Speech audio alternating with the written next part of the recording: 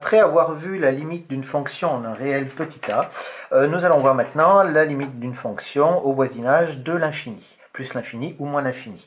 Attention, quand on fait la limite au voisinage de l'infini, il y a aussi la notion de limite d'une suite pour voir un petit peu ce que ça peut donner.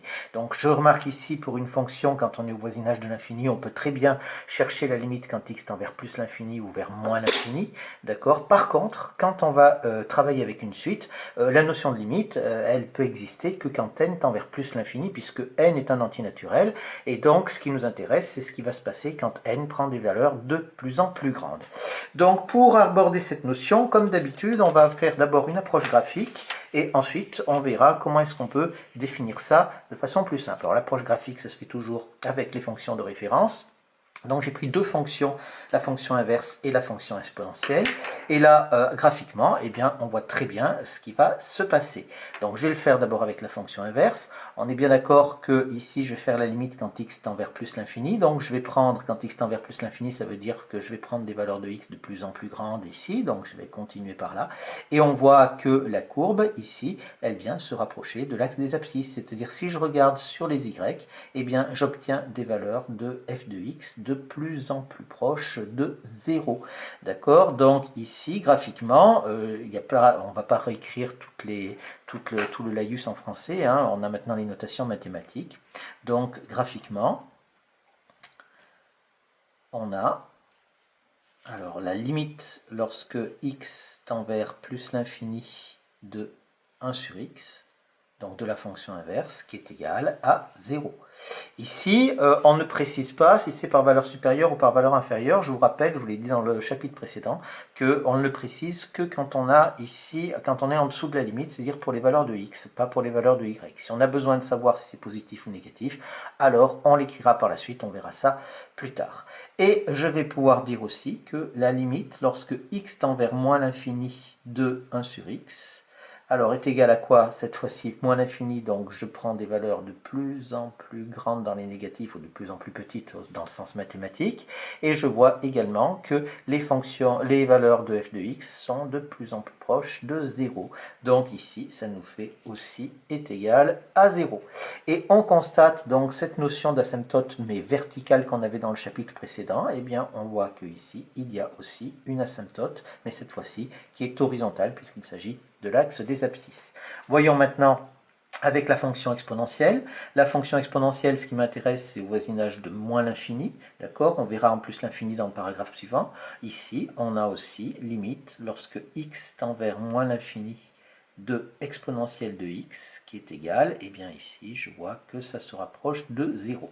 Alors attention, on est avec les fonctions de référence, il se trouve qu'on trouve 0 ici, bien entendu ceci n'est valable qu'avec les fonctions de référence, on pourra trouver n'importe quelle autre limite ici. Je rappelle que le titre du paragraphe c'est une limite finie à l'infini, c'est-à-dire c'est la première situation que l'on va rencontrer, hein, il y en a 3, et voilà ce que l'on obtient dans les deux cas.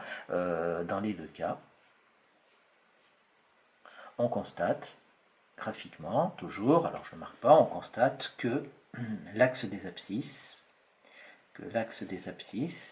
je rappelle son équation, d'équation y égale 0, est asymptote à la courbe, de la fonction, à la courbe représentative de la fonction.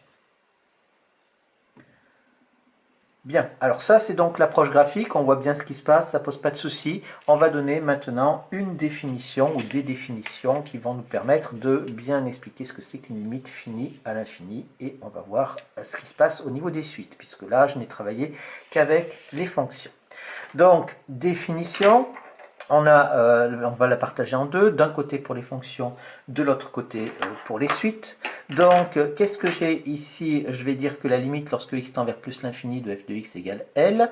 Donc, j'ai mentionné mon L ici, puisque je vous rappelle que dans les limites, tout ce qui est à droite concerne les ordonnées, d'accord? Et tout ce qui est en dessous du lim ici concerne les abscisses.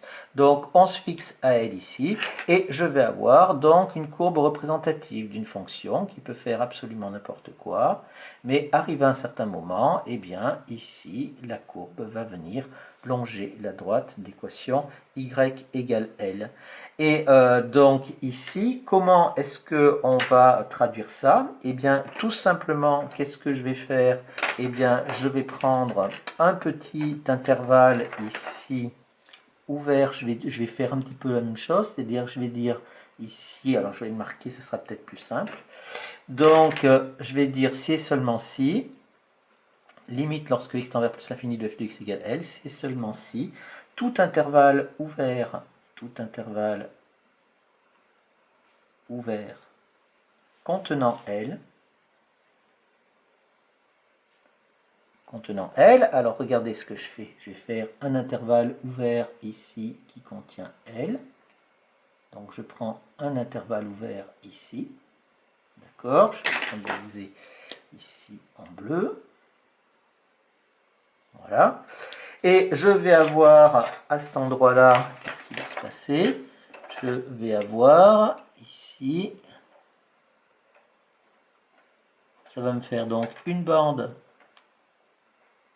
comme ceci. Et je vois que à partir de là, à partir d'ici, eh bien, si je continue là, eh bien sûr, toute ma courbe va être dans cette bande-là, c'est-à-dire toutes les valeurs de f de x vont être dans cet intervalle ouvert qui contient L. Donc ici, tout intervalle ouvert contenant L contient toutes les valeurs de f de x pour x assez grand. Voilà donc la définition de la limite pour la limite d'une fonction. Ça, c'est quelque chose qui est donné. On va retrouver la même chose pour une suite, mais cette fois-ci, on va prendre donc une suite comme ça. J'ai pris L à cet endroit-là, et je vais faire donc la représentation graphique de ma suite. Alors, ma suite, on sait que c'est des points comme ça qui sont isolés, qui font absolument n'importe quoi.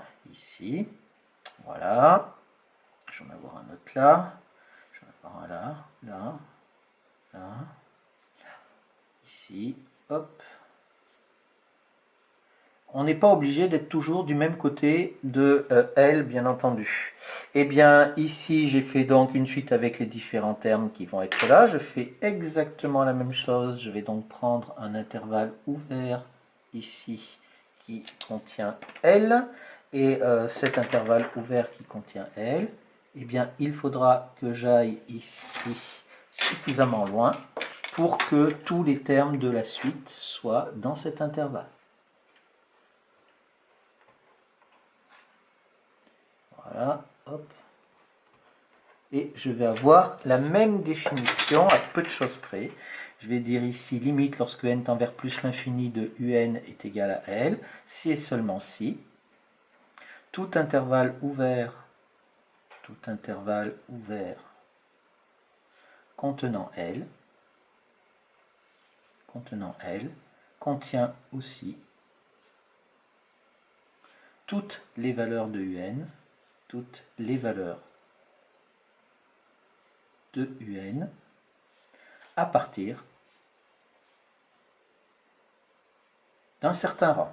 Je rappelle, hein, à partir d'un certain rang, quand on dit pour x assez grand, ça c'est pour les fonctions, c'est-à-dire qu'on va suffisamment loin, et quand on est avec les suites, c'est à partir d'un certain rang. Donc ça c'est le vocabulaire. Ici sur mon dessin, c'est à partir de ce rang-là. C'est-à-dire à partir de ce rang-là, ici c'est bon, j'ai donc tout ça, après tout ce qui va là, pourra fonctionner, c'est-à-dire que tous les termes de la suite sont bien dans l'intervalle ouvert que j'ai choisi. Bien entendu, si je prends un intervalle ouvert qui est plus petit, alors il faudra que j'aille plus loin, bien sûr. Ici, eh bien, on a un certain nombre de remarques ici. Donc, une deuxième définition, définition 2. Alors, dans le cadre d'une fonction, bien, dans ce cas-là, on voit bien qu'on a une asymptote d'équation ici, y égale L, une asymptote horizontale. Donc, on va dire que la courbe CF d'une fonction possède une asymptote horizontale,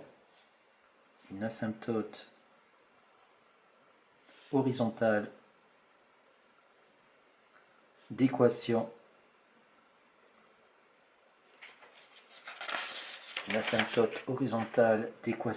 y égale L, si et seulement si la limite lorsque x tend vers plus l'infini ou vers moins l'infini, c'est pareil, de f de x, est égale à L. Vers plus ou moins l'infini, hein, ici on était en plus l'infini et en moins l'infini, on avait la même asymptote. Ici on avait une asymptote également, ça pose pas de souci. Ça, ici, une remarque. Attention,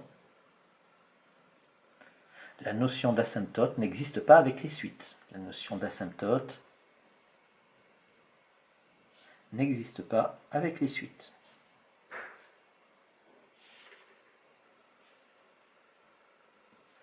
Donc ici, on voit bien qu'il y a tous les termes qui s'accumulent ici dans notre petit intervalle ouvert contenant L, et on voit bien qu'ils s'agglutinent tous autour de la droite d'équation y égale L, mais il n'y a pas de notion d'asymptote, tout simplement, parce qu'il n'y a pas de courbe.